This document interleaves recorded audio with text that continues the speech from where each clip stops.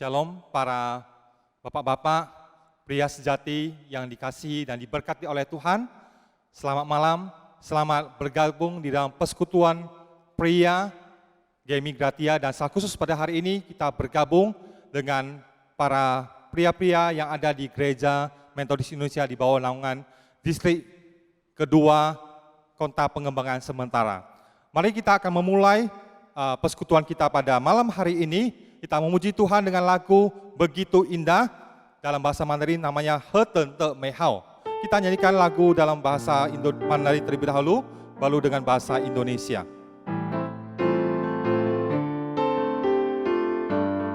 Anda boleh dengan bertepuk tangan masing-masing di tempat Anda. He Ten Te Mei Hao, Zai Zhu Li Tuan Qi。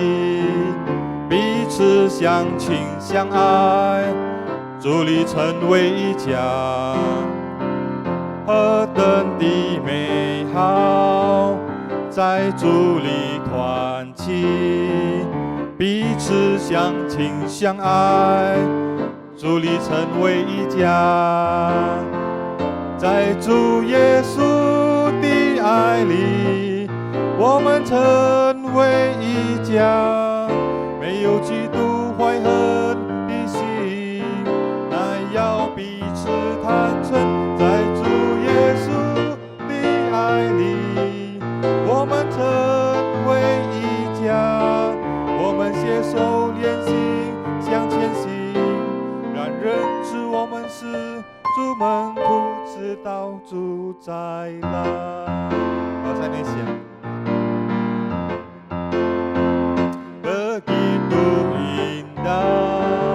Terjalin mesra, satu dalam kasih, kita bersaudara.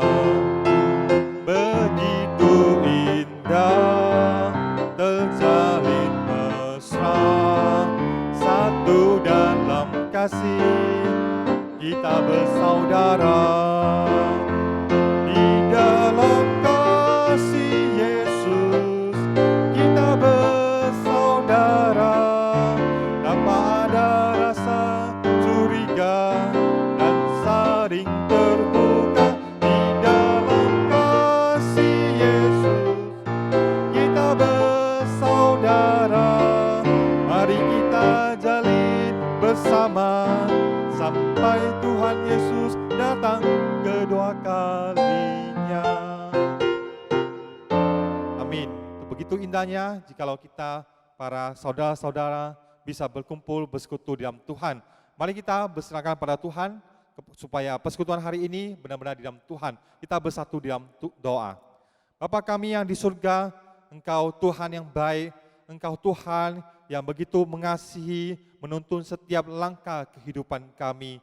Setiap dalam kehidupan kami, meskipun kami sudah berjerih lelah dalam pekerjaan, dalam usaha, dalam kehidupan kami memimpin rumah tangga kami, dalam kehidupan pekerjaan di dalam lingkungan masyarakat sekitar kami, dalam kehidupan pelayanan di gereja maupun terhadap sesama kami. Kami tahu Tuhan, kami seringkali lemah, kami kadang gagal, kadang kami kecewa, frustasi, tapi kami percaya Tuhan pada malam hari ini melalui persekutuan sebulan sekali ini, kami kembali diingatkan kembali, kami kembali dikumpulkan kembali bahwa ada kasih Tuhan, ada rahmat Tuhan, ada penyertaan Tuhan, dan secara khusus ada firman Tuhan yang akan menuntun hidup kami. Sehingga kami kembali disegarkan, kami kembali dikuatkan, dan iman kami semakin bertumbuh di dalam Tuhan. Kami serahkan Tuhan untuk persekutuan yang indah yang kami jalankan Tuhan. Kiranya Roh Kudus Tuhan yang pimpin sertai kami semuanya. Tambahkan anugerah daripada-Mu saja. Dalam nama Tuhan Yesus kami berdoa dan berserah kepadamu. Amin. Kita menyanyikan lagu dalam Yesus kita bersaudara. 在耶稣里我们是一家人。在耶稣里我们是一家人。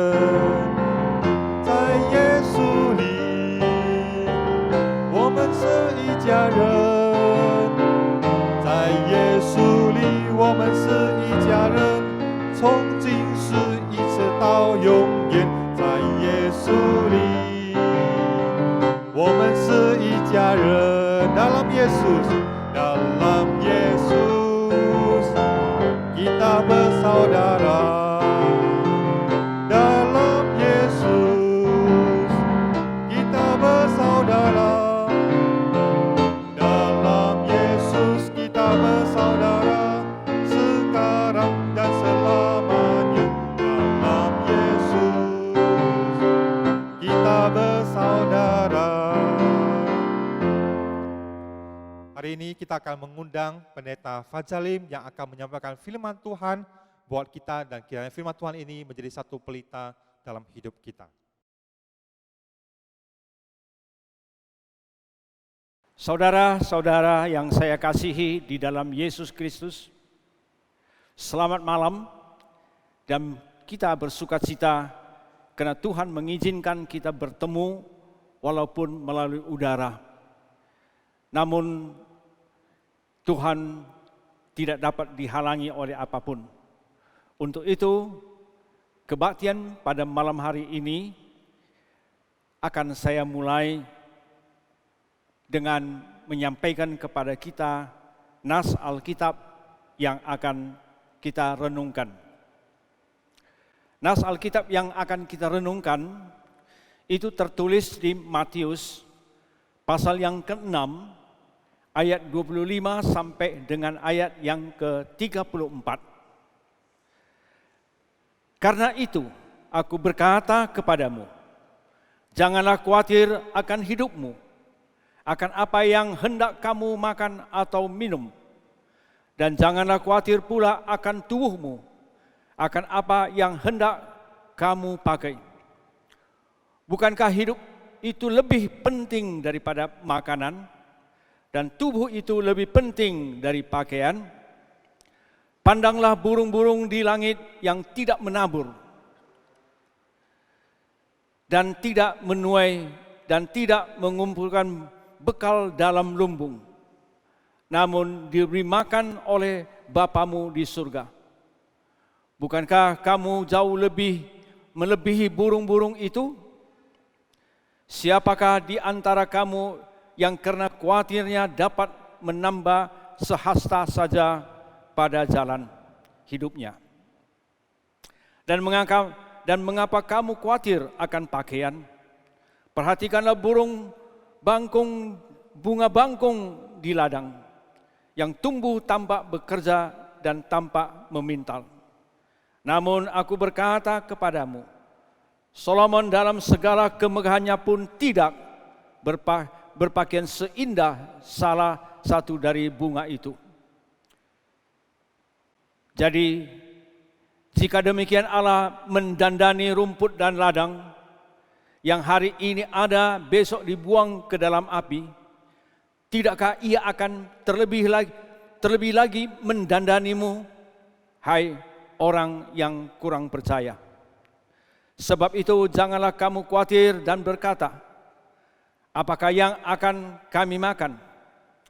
Apakah yang akan kami minum? Apakah yang akan kami pakai?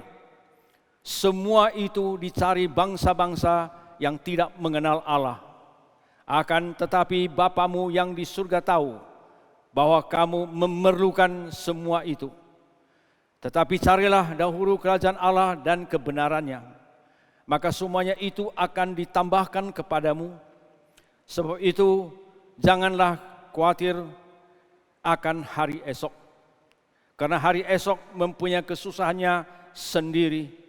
Kesusahan sehari-hari cukuplah untuk sehari. Mari kita berdoa.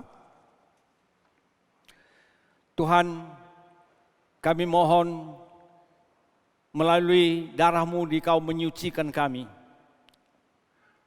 Dengan darah-Mu yang telah Dikau curahkan pada kami dan kesucian yang telah Dikau berikan pada kami yakin waktu kami renungkan firman-Mu akan dipimpin oleh Roh Kudus, dan renungan firman-Mu akan menjadi renungan yang hidup, yang menguatkan kami, yang membuat kami melalui renungan Tuhan tahu apa yang harus kami kerjakan, apa yang harus kami tinggalkan. Tuhan, tolong hamba-Mu, pakailah dia untuk menyampaikan firman-Mu dan menjadi berkat bagi kami semua. Demi anak-Mu Yesus Kristus, kami berdoa. Kita mengetahui, khawatir adalah masalah manusia yang sangat serius. Bahkan boleh dikatakan, khawatir adalah satu senjata atau boleh dikatakan juga sebagai virus yang membunuh manusia, bahkan bukan saja yang dibunuh adalah orang yang khawatir, tetapi bisa merembes kepada keluarga dan lain-lainnya. Untuk itulah kita dapat melihat dengan nas Alkitab yang baru kita baca tadi, Tuhan juga membicarakan tentang kekhawatiran. Dengan demikian kita dapat melihat, kalau Tuhan sudah membicarakan tentang kekhawatiran, berarti Tuhan tahu kehidupan manusia jikalau berada di dalam kekhawatiran yang kelebihan, itu akan mengakibatkan kehancuran, mengakibatkan efek-efek sampingan yang merembes kepada sekelilingnya dan mungkin sampai masyarakat yang luas. Untuklah itu, ibu, bapak, saudara-saudari sekalian, sebelum kita merenungkan selanjutnya tentang kekhawatiran, perlu sekali saya tegaskan di sini bahwa semua manusia tidak ada yang tidak pernah khawatir. Semua manusia tidak ada yang tidak pernah takut. Tetapi jikalau kekhawatiran yang sudah berkelebihan, kekhawatiran yang sudah tidak mempunyai alasan yang tepat, maka kekhawatiran itu akan menimbulkan hal-hal yang tidak kita inginkan. Maka dengan demikian kalau kita lihat daripada nas Alkitab yang kita baca tadi, Tuhan Yesus menekankan tentang kekhawatiran adalah kekhawatiran yang berkelebihan. Khawatir yang tidak berdasar. Kekhawatiran itu akan menyerang fisik dan kekhawatiran itu akan juga menyerang jiwa rohani kita ataupun kita katakan hati kita. Saudara-saudara yang saya kasihi, kalau kita perhatikan tentang kekhawatiran yang ekstrim, yang berkelebihan, pertama sekali itu akan mendatangkan satu penyakit ataupun satu kehancuran, yaitu di tubuh, ataupun kita katakan kekhawatiran yang berlebihan itu akan menyerang tubuh kita, fisik kita. Kekhawatiran yang berkelebihan itu akan membuat kita tidak tenang. Dalam ketidaktenangan itu akan dilanjutkan dengan keadaan emosi. Karena sudah tidak tenang, sudah pasti kalau sudah dikatakan tidak tenang, berarti tidak ada jalan keluar. Tidak ada jalan untuk menyelesaikan kekhawatiran itu. Dan ketidaktenangan itu jikalau terus menerus, dia itu akan mempengaruhi pikiran kita, ataupun kita katakan diri kita menimbulkan banyak sekali hal-hal yang tidak pada tempatnya, yaitu emosi yang berkelebihan. Kita sudah dapat melihat dan kita sendiri juga pernah di dalam emosi, dan kita juga pernah mengalami orang-orang emosi yang bagaimana menghadapi diri kita. Itu adalah satu yang kita tidak inginkan. Kalau sudah berada dalam emosi, segala yang tidak kita inginkan itu bisa saja terjadi. Marah-marah yang berkelebihan, emosi itu bisa saja menghancurkan barang-barang kita sekitar kita dan juga yang lain-lain. Banyak keluarga karena kekhawatiran yang berkelebihan, ketidaktenangan yang berkelebihan yang menimbulkan emosi, bahkan keluarga itu berantakan. Banyak sekali keluarga karena kekhawatiran yang berkelebihan itu mendatangkan perceraian. Anak-anak dengan orang tua itu tidak akur lagi. Di dalam hati itu menanam satu perasaan yang tidak enak. Karena sang anak merasa orang tuanya itu sudah terlalu berkelebihan untuk memarahinya. Dan juga kalau kita lihat, kekhawatiran itu juga menyerang berdiri tiga tubuh kita, yaitu kekhawatiran itu terus menerus dan akhirnya membuat kadar gula kita itu naik. Mungkin juga yang lain-lain itu juga terpengaruh. Kadar gula naik dan biasanya kekhawatiran yang berkelebihan itu akan dilanjutkan dengan kita katakan yaitu darah tinggi. Dan itu juga kita mengetahui kalau tidak ditangani dengan baik, kalau tidak sadar secepat-cepatnya, itu akan mendatangkan kelumpuhan, atau mendatangkan juga banyak hal-hal yang kita tidak inginkan. Maka dengan demikian kita yang hidup di dalam dunia ini, apalagi kita yang menjadi anak-anak Tuhan, kita harus hati-hati dengan kekhawatiran yang berkelebihan. Hati-hati jangan karena kekhawatiran yang berlebihan itu membuat kita hidup di dalam ketidaktenangan yang diteruskan dikuasai oleh emosi yang mendatangkan kehancuran. Kita juga harus tetap hati-hati. Kekhawatiran yang berkelebihan itu akan membuat fisik kita, tubuh kita itu akan melalui penyakit-penyakit yang tidak kita inginkan. Seperti yang saya katakan tadi, penyakit gula yang tambah lama tambah tinggi, jantungan, dan juga sudah pasti sakit yang sering kita dengar yang mungkin sudah jadi penyakit umum, yaitu tensi yang tinggi, ataupun kita katakan sakit yang kita selalu tidak ingin terjadi pada kita. Untuk itu juga kita akan menghadapi kekhawatiran yang berkelebihan yang mendatangkan ketidaktenangan. Bukan saja itu akan mempengaruhi diri kita, mempengaruhi keluarga kita, tetapi juga akan mempengaruhi sosial kehidupan yang ada di sekitar kita. Bahkan juga bisa mempengaruhi ekonomi yang ada di sekitar kita. Bayangkan kalau kita berada dalam keadaan kekhawatiran yang berkelebihan, bagaimana kita bisa lagi berhidup dalam satu sosial yang di dalamnya tenang dan tentram. Bagaimana ekonomi itu bisa berjalan dengan baik kalau kita dihinggap oleh satu kekhawatiran yang berkelebihan. Itu akan membuat ekonomi dengan pelan-pelan akan terus menurun dan tidak bisa lagi menopang kehidupan yang dibutuhkan. Kita mengetahui pada zaman sekarang ini, pada saat ini, kita dihadapkan dengan COVID-19. Itu adalah satu penyakit virus yang menyerang kita, yang begitu cepat merembes. Dan itu sudah menjadi satu persoalan bagi bangsa-bangsa. Tetapi pada saat yang bersamaan, COVID-19 juga sekarang mulai sudah beranak, sudah mulai menumbuhkan virus yang lain, yaitu virus kekhawatiran yang berlebihan. Ibu, bapak, saudara-saudara sekalian, pada zaman sekarang ini, karena COVID-19 begitu banyak orang hidup dalam kekhawatiran yang berkelebihan. Saya tidak akan mengambil contoh-contoh yang baik, tetapi satu contoh saja, sedikit saja kita batuk, kita sudah tidak bisa tidur, dan kita sudah khawatir. Kita terus memikirkan, kalau ini adalah COVID, bagaimana? Kalau sudah COVID nanti di rumah sakit bagaimana? Sudah di rumah sakit nanti tidak bisa bertemu dengan anak-anak bagaimana? Dan sudah meninggal bagaimana? Karena hanya batuk yang kita alami dan belum tentu itu adalah COVID. Tetapi kita punya kekhawatiran itu sudah begitu luar biasa. Bayangkan kalau sudah demikian, pasti mempengaruhi keluarga, pasti mempengaruhi siapapun yang ada dalam keluarga itu. Untuk itulah kita harus hati-hati.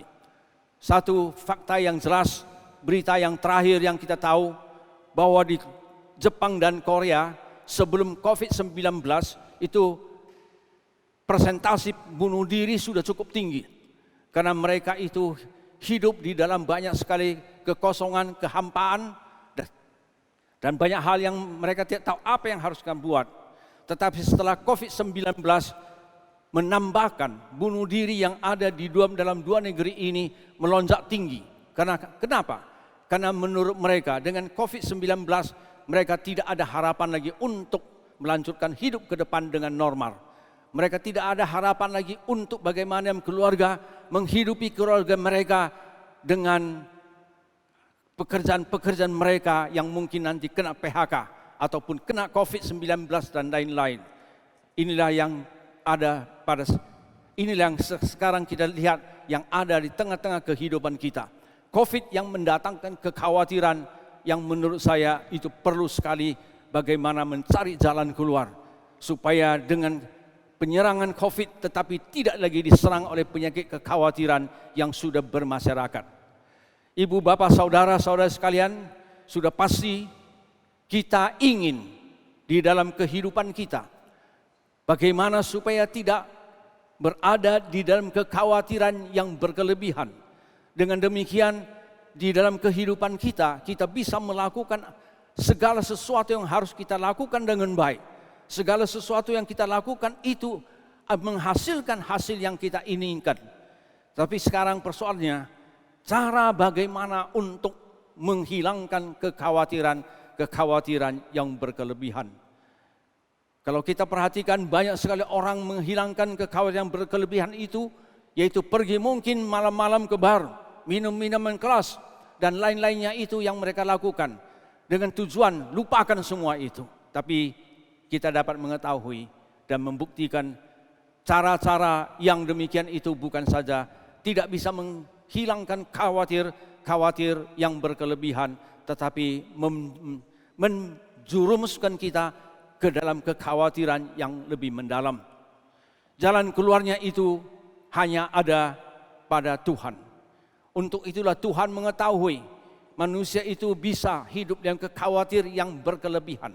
Untuk itulah Dia bagaimana mengajarkan kita supaya kita bisa memenangkan kekhawatiran yang berkelebihan itu yang sudah kita baca tadi di dalam Matius pasal 6. 1. Tuhan tahu dan telah sediakan apa yang kita butuhkan. Ini penting sekali. Waktu kita khawatir kita tidak mempunyai makanan. Kalau itu kita terus pikirkan kalau tidak ada makanan, anak kita bagaimana? Istri kita maka bahaya kelaparan dan lain-lainnya itu. Tetapi Tuhan dengan tegas mengatakan kepada kita, yaitu di ayat yang ke-26. Ya, pandanglah burung-burung di langit yang tidak menabur dan tidak menuai dan tidak mengumpulkan bekal dalam rumbung, namun diberi makan oleh Bapamu yang di surga. Bukankah kamu jauh lebihi burung-burung itu? Ini bukan teori, ini bukan Yesus berbicara saja. Kalau kita memperhatikan ciptaan Tuhan, kalau kita memperhatikan alam semesta kita, sekeliling kita itu, kita dapat melihat banyak sekali kehidupan itu Tuhan sudah atur sedemikian rupa supaya mereka tidak kelaparan, supaya mereka itu bisa hidup di dalam kecukupan. Seperti apa yang dikatakan oleh Tuhan, burung-burung yang ada di udara. Di tempat saya tinggal sering saya dari lantai 2 melihat ke bawah itu ada sedikit tanam-tanam dan ada sedikit ruangan yang kosong. Selalu burung-burung itu tidak kekurangan. Tiap hari pun datang ke tempat itu masih dapat menemukan makanan-makanannya itu. Itu adalah karena Tuhan memperhatikan mereka. Kalau demikian, apakah Tuhan tidak memperhatikan kita? Saya yakin Tuhan akan memperhatikan lebih daripada burung-burung dan lain-lainnya itu. Karena kita diciptakan dengan kasih-Nya. Kasih itu tidak akan membuat kita itu terlantar, menderita, kekhawatiran yang berkelebihan. Untuk itu Bapak Ibu, untuk itu Bapak-bapak, saudara sekalian yang saya kasihi. Dalam kekhawatiran kita yang sudah menjurus kepada kekhawatiran yang ekstrim atau berlebihan, ambillah waktu. Coba melihat, mungkin di taman kalian ada bunga-bunga yang kalian tanam. Mungkin di sekeliling rumah kalian ada burung pipit, burung gereja. Kita dapat melihat mereka tetap hidup, mereka tetap berada di dalam lindungan Tuhan dan tidak kekurangan.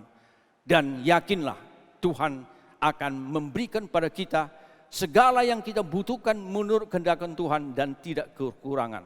Itulah Tuhan mengatakan kepada kita, bahwa Tuhan tahu dan telah sediakan apa yang kita butuhkan. Itu perlu sekali, bukan saja kita renungkan tetapi kita hidupi bahwa Tuhan tahu di dalam kehidupan kita Tuhan sudah sediakan, dan buktinya Tuhan menyediakan kepada penciptanya yang lain-lain, serangga dan lain-lainnya itu. Yang kedua, carilah dahulu kerajaan Allah dan kebenarannya. Kita tidak usah khawatir tentang kehidupan kita, itu sudah diberikan Tuhan dan itu sudah dijamin oleh Tuhan, kita tidak kekurangan. Yang kedua, kita juga harus di dalam kekhawatiran yang menyerang kita, kita cari dari kerajaan Allah. Yang di sini dimaksud cari kerajaan Allah apa? Kerajaan Allah yaitu apa yang di kerajaan itu yang dibutuhkan, yang Tuhan ingin kita wujudkan. Menurut saya hanya satu. Dalam kekhawatiran kita untuk memenangkan kekhawatiran kita, kita coba memikirkan orang-orang lain. Kita coba bagaimana menyampaikan pada orang lain tentang Tuhan yang sudah menyediakan segalanya untuk kita. Menyampaikan pada orang banyak, jikalau mereka ada di dalam Tuhan, mereka tidak khawatir lagi. Jikalau ada dalam Tuhan, mereka itu akan dijamin dan dipimpin oleh Tuhan. Maka dengan demikian menurut saya, yang kedua, kalau kita mau tidak kekhawatiran dan terjerumus ke dalam kekhawatiran yang berkelebihan, marilah kita cari kerajaan Allah, yaitu mengabarkan Injil. Mungkin banyak mengatakan, pendeta bagaimana saya mengabarkan Injil? Saya bukan hamba Tuhan, apalagi sekarang COVID-19. Namun percayalah, apapun yang ada di hadapan kita, apakah itu COVID-19 atau apapun, bahkan peperangan yang paling dahsyat sekalipun, tidak ada satu kekuatan di dunia ini yang bisa menghalangi kita untuk mencari kerajaan Allah. Tidak ada satu kekuatan pun yang bisa membuat kita tidak mengabarkan Injil. Jikalau begitu, mungkin bertanya, Pendeta Fajar, bagaimana saya menyampaikan firman Tuhan? Bagaimana saya menginjil? Saya tidak bisa menjawab satu persatu. Tetapi jikalau engkau mendiamkan dirimu di dalam Tuhan, engkau melihat ciptaan Tuhan yang begitu luar biasa, Tuhan akan memberikan hikmat kepadamu. Mungkin orang yang mau engkau injili adalah supirmu. Mungkin orang yang mau engkau injili itu adalah mungkin tetanggamu atau yang lain-lain. Tuhan akan menunjukkannya itu. Dan sudah pasti di dalam cari kerajaan Allah itu juga kita ada dalam kebenaran. Kekhawatiran itu akhirnya mendatangkan akibat yang mengerikan, karena kekhawatiran itu juga karena kita sering berada di dalam ketidakbenaran. Orang yang sudah korupsi berjuta-juta, bermiliar-miliar, itu hidup dalam kekhawatiran. Kekhawatiran itu tidak bisa hilang karena dia hidup di dalam ketidakbenaran. Maka ketidakbenaran itu akhirnya mengikat dia, memperbudak dia melalui apa yang dia buat. Dengan demikian, dengan berada ketidakadilan ataupun dalam keadaan yang dalam keadaan tidak benar, dia tidak bisa menemukan jalan keluar bagaimana untuk menghilangkan khawatir. Untuk itu marilah kita sebagai anak-anak Tuhan, mari kita renungkan diri kita. Carilah kerajaan Allah, dan setelah itu kita bertanya kepada Tuhan, apakah kita hidup di dalam kebenaran Tuhan. Kebenaran yang Tuhan yang paling mendasar, yaitu segala sesuatu kita kerjakan, kita pikirkan, kita wujudkan itu melalui Tuhan, melalui firman-Nya, sebagai anak-anak Tuhan, sebagai anak kerajaan Allah. Dan itulah yang penting, dan itu nomor 2 untuk memenangkan kekhawatiran yang berkelebihan. Ibu, bapak, saudara-saudara sekalian yang saya kasihi di dalam Tuhan Yesus. Yang ketiga, untuk memenangkan kekhawatiran yang berkelebihan, kita dapat membaca yaitu di ayat yang 34. Sebab itu janganlah kamu khawatir akan hari esok, karena hari esok mempunyai kesusahannya sendiri. Kesusahan sehari cukuplah untuk sehari. Biasanya kekhawatiran itu adalah khawatir yang akan datang besok, lusa, 1 tahun, 10 tahun yang akan datang. Anak saya sekarang begitu bodoh, maka khawatir saya nanti dia sekolahnya bagaimana. Pikir setelah nanti dia sudah umur 15 bagaimana, umur 20 bagaimana. Karena kebodohannya, tambah berpikir, tambah khawatir. Dan tambah berpikir, tambah mengerikan. Karena yang kita terbayangkan dengan kebodohan anak kita itu. Mungkin nanti setelah dia dewasa, setelah apalagi kita sebagai orang tua sudah meninggal, apakah nanti dia tidak menjadi pengemis? Apakah dia itu tidak selalu ditipu-tipu oleh orang, ditindas oleh orang lain? Dan kekhawatiran itu yang kita pikirkan mungkin 20 tahun yang akan datang, yang menurut yang kita bayangkan. Tetapi Tuhan mengajarkan yang penting hari ini, bukan besok. Yaitu pada hari ini kita punya khawatir bagaimana kita bisa mengubahnya itu menjadi satu berkat. Dengan demikian, kalau kita pada hari ini ada khawatir, kita datang kepada Tuhan. Kita minta Tuhan menuntun kita supaya kekhawatiran hari ini itu menjadi satu kemenangan, bahkan berbalik menjadi satu kekuatan untuk memenangkan kehidupan kita pada hari ini. Itu bukan berarti kita tidak memikirkan untuk hari besok. Kita tidak merencanakan untuk hari esok, bukan. Kita harus memikirkan hari esok, masa depan dan lain-lainnya itu. Tetapi bukan memikirkannya dan itu menjadi kekhawatir yang berkelebihan. Karena Tuhan akan menuntun kita di dalam kuasa dan di dalam kasih-Nya. Tuhan akan memberikan apa yang terbaik kepada kita. Untuk keluarga kita, untuk anak-anak kita, untuk hari esok dan hari-hari selanjutnya. Dan juga belum tahu, karena Tuhan sudah mengatakan kedatangan Tuhan kita tidak tahu kapan. 10 tahun, 100 tahun yang akan datang, atau mungkin besok atau nanti tengah hari. Itu kita tahu. Apa yang kita khawatirkan semua itu. Yang penting sekarang ini kita apakah berada dalam Tuhan dan melalui Tuhan mengubah khawatir menjadi kekuatan hidup yang penuh dengan sukacita. Oleh sebab itu ibu, bapak, saudara sekalian, pada masa sekarang ini adalah masa yang sangat-sangat sulit untuk kita lalui. COVID-19 yang sampai sekarang ini tidak ada jalan keluar. Tambah lagi penyakit khawatir yang berkelebihan, terus merembes. Bahkan mungkin di tengah-tengah keluarga kita atau di diri kita sudah menghadapi kekhawatir yang melebihi. Maka pada malam hari ini saya sampaikan kepada kita, bapak-bapak, ibu, saudara-saudara yang saya kasihi. Kembalilah kepada Tuhan. Ingatlah, Tuhan ada di tengah-tengah kita dan sudah menyediakan yang terbaik untuk kita. Yang kedua, biarlah kita ikuti apa yang ingin Tuhan kita wujudkan, yaitu menghilangkan kekhawatiran kita di dalam pengabaran Injil. Yang sudah tentu, yang terakhir, hari esok ada Tuhan. Kenapa harus kita khawatir? Karena Tuhan yang berkuasa hari ini dan juga Tuhan yang berkuasa untuk hari esok. Untuk penutup dalam firman Tuhan pada malam hari ini, saya akan membacakan nas Alkitab yang tertulis di Yakobus pasal 4 ayat 13 sampai ayat yang ke-17. Jadi sekarang hai kamu yang berkata, hari ini atau besok kami berangkat ke kota Anu, dan di sana kami akan tinggal setahun dan berdagang serta mendapat untung. Ayat ke-14. Sedang kamu tidak tahu apa yang akan terjadi besok. Apakah arti hidupmu?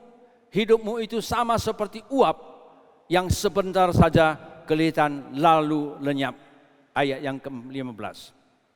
Sebenarnya kamu harus berkata, ini ayat penting sekali. Sebenarnya harus kamu berkata, jika Tuhan menghendakinya, kami akan hidup dan berbuat ini dan berbuat itu. Sekali lagi, Tuhan tahu dan telah menyediakan apa yang kita butuhkan.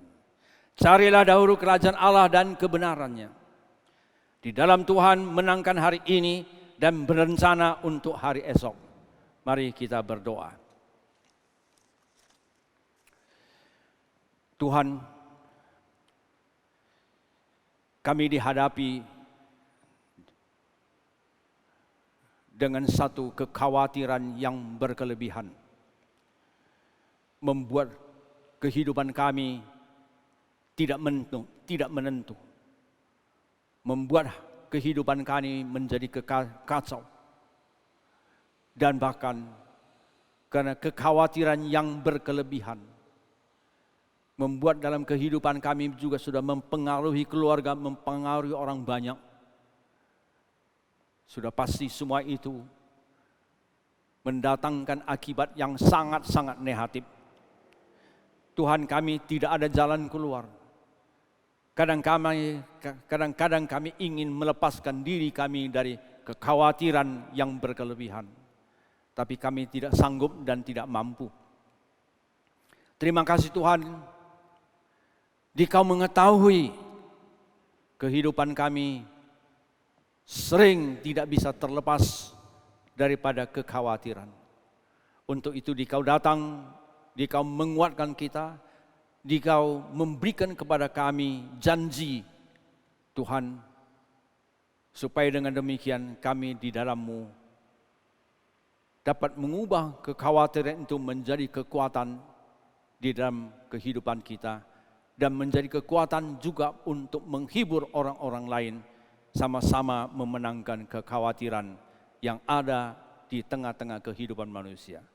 Demi anak-Mu Yesus Kristus kami berdoa. Amin. Terima kasih untuk firman Tuhan yang sudah disampaikan oleh Pendeta Fajalim. Kiranya melalui firman Tuhan ini kita semakin lagi setia dan kita berjalan sesuai dengan kehendak Tuhan. Mari kita, sebelum kita menutup persekutuan yang indah ini, kita menyanyikan lagu memperkenankan hati Tuhan, He Shen Xin Yi.